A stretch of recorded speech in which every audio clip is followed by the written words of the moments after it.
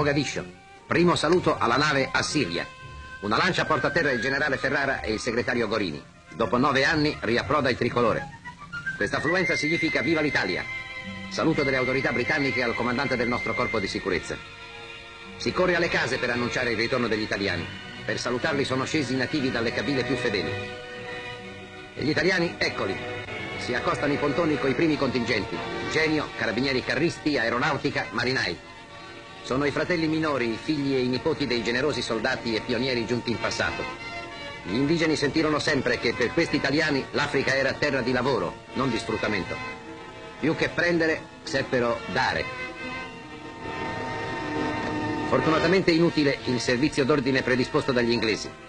I nostri camion circolano liberamente per la città che li riconosce.